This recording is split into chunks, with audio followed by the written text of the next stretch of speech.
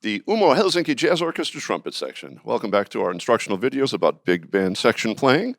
Right now, we would like to talk about the role and responsibility of members of a section, in this case, members of a trumpet section, and also the roles and the responsibility of the lead player.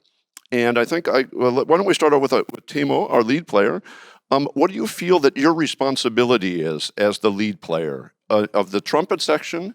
And of course, the lead trumpet in a big band has a very important role. Basically, that, as you know, if we want to make a parallel to a symphony orchestra, you're basically the concert master of the big band. You know, that's the role of the lead trumpet. So, what are your responsibilities? Yeah, I guess it's most important thing is they set the timing and kind of interact with drummer. I feel like lead trumpet and drummer are the duo that sets the groove to the song, and I have to be careful and listen to that right cymbal and more traditional swing music, and lead trumpet can affect that how laid back we play and what kind of vibrato we use, and everyone else follows that somehow. Yes, of course. Well, but let's talk to the members of the section. What do you feel is the most important responsibility of the lead player? You know, from a section perspective. Kind of show example how to play. We just follow and support and do our thing to make the lead trumpet sound good. Okay, very important. Very important. Mikko? I play third trumpet, and I think I'm in a good place because the lead is on my right side and the bottom of the section is on my left side. So I can, for balancing, I think it's most important is that I can hear those and TIMO and also myself. So in that case, the balance is good. But it's great to be next to lead because I can follow him because he's the leader of the section. So. But for example, what does TIMO do that makes it easy for you to follow him? Good question. Or maybe let me switch the question. If you're playing with a lead trumpet player where there are difficulties, what are some of the things that they might be doing wrong? Lead trumpet players? Yeah. Playing extremely loud, perhaps, and kind of ego thing that I'm the master of the whole band and I do whatever I do. Well, of course, I mean, because that is one of the topics that we would like to talk about today as well, is that it does certainly seem like sometimes with trumpet players there are some strong egos involved or some strong personalities. Yeah. So that's something that you, as a section player, you see that as negative if a lead trumpet player maybe has too strong of a personality or too strong of a presence, right? Yeah. Because of course, if the personality or ego overshadows the music, then of course we're not talking about creating music anymore. We're talking about maybe dealing with somebody who has insecurity problems. Yeah. And basically maybe they need more of a psychologist than a big band. But anyway, once again, speaking as somebody who sometimes needs a psychologist and a big band at the same time, I shouldn't talk. But anyway, that's a very nice perspective. TERO, do you have anything to say about being a section player and what you expect from a lead player? I think the most important thing is the guidance to give us and show us what to do. By a little gesture of playing, not as much as showing, but giving us things to what to follow. Maybe that's the most important thing for me. I mean, yeah. And when you guys have sectionals, trumpet section rehearsals, do you talk a lot, or is it mainly basically, TEMO, you play something and you try to show by playing and by being very clear about it? Is that how you show what your intentions are, or do you guys actually talk a lot about articulation and phrasing and time? Yeah, we talk some. We maybe decide where to cut the notes and some specific details. But I think the ideal situation is that we just play and try to listen to each other and kind of find a way to sound as one horn in kind of way. It's just rhythmically.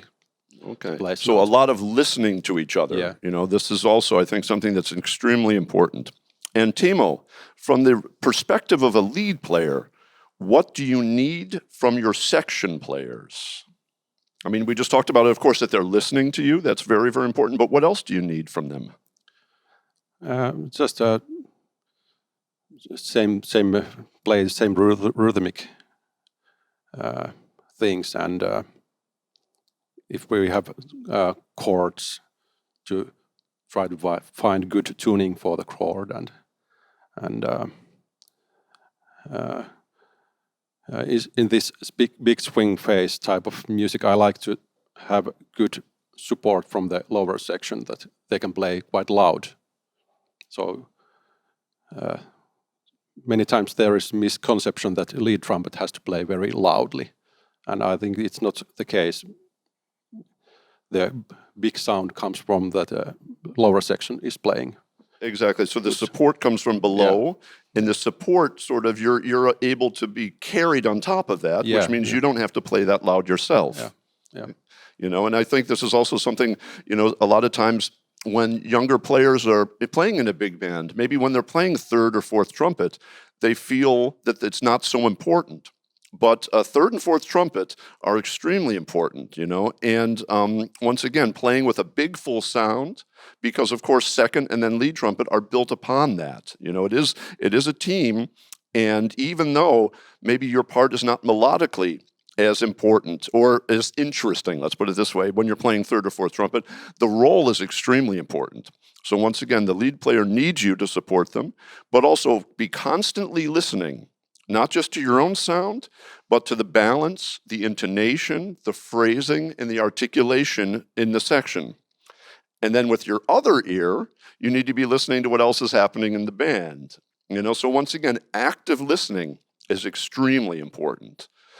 Because this was something we were talking about a little bit before we started filming. But listening, how else could we talk about this theme of listening within the section? Maybe one of the non-lead players could give us some ideas. I mean, how do you improve that? Is there a way to improve it? I think that you just have to do it a lot and consciously. Okay. Being part of the machine. Exactly. So even if, you know, because that's another thing, always be involved in the rehearsal process and always be actively listening. And once again, sometimes it's a misperception. You know, I'm only playing third trumpet or third trombone or something, but of course these inner parts are extremely important. You know, so so that is definitely those are some important points, and active listening, you know, to what's going on around you. Yeah. Any other comments there? Well, we played together for like 16 years with these guys, so a lot of things comes kind of naturally because we played so much together and listened to each other for so many years. And good thing is also that we are also friends. We do not hate each other, and on tours and stuff like that, we hang around together and have dinner together and lunch and stuff like that. And they are also important things to have a good section sound and feel. Yeah. But I've known some bands where the trumpet, you know, where the players have played together for a very long time and they don't sound like a section, you know. So once again, coming back to this openness, this communication, I think, which is important, not just on the bandstand, but also maybe in your free time. And one other concept that I would just like to talk about, because of course a lot of brass players are very concerned with equipment, you know, mouthpieces, the make of horns, you know, the model of horns.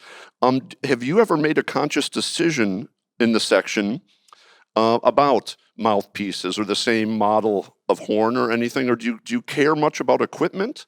Or is this something that you don't care about, and why not? No, we haven't made any decisions. Everyone has chosen their own equipment, but I think it's not so important in a big band than maybe in a classical symphony orchestra.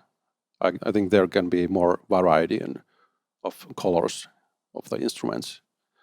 If it doesn't go too far to Yeah, bright, exactly. I mean, too yeah, bright or yeah, too yeah. dark. You know, but because the thing is, one of the things I really love about you guys as a section is your homogeneous sound.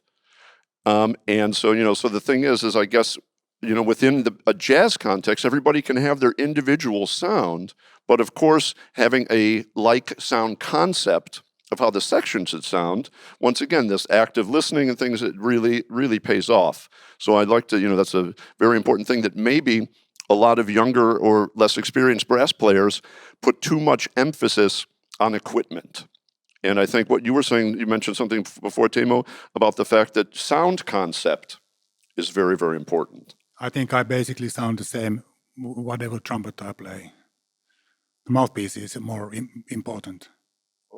Okay, but having a strong concept of your sound, right? And how you would like to sound. Yeah, and which instrument gives you that the easiest, that's the best one. Okay, great. Very nice. Good. Any other comments about that? Maybe just to say that nowadays the lead parts are written pretty high, so usually the lead trumpet uses a little smaller mouthpiece, and it's maybe good to have support to that too, so the second trumpet doesn't play too with a too dark sound or kind of. Okay, so also sort of in the like in the second trumpet, also a bit brighter sound, and then maybe a slightly darker sound when you get into the lower voices. Well, I mean that's also something that we see in trombone sections in big bands.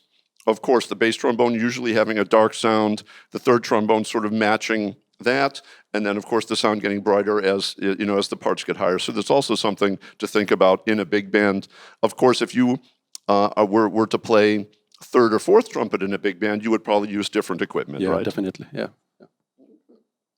Okay, but not necessarily, yeah, but just to serve the purpose or to serve the job you have to do, right? So yeah, so so the equipment should be driven by the job you're doing and no ego concerns, right? Well, why don't we hear a little bit more music? This is another example that moves stylistically in a different direction. This is an excerpt from Bob Mintzer's wonderful composition, Latin Dance. And yeah, we get to hear the section, once again, slightly stylistically different, and then we're going to talk about some stylistic changes in our next video.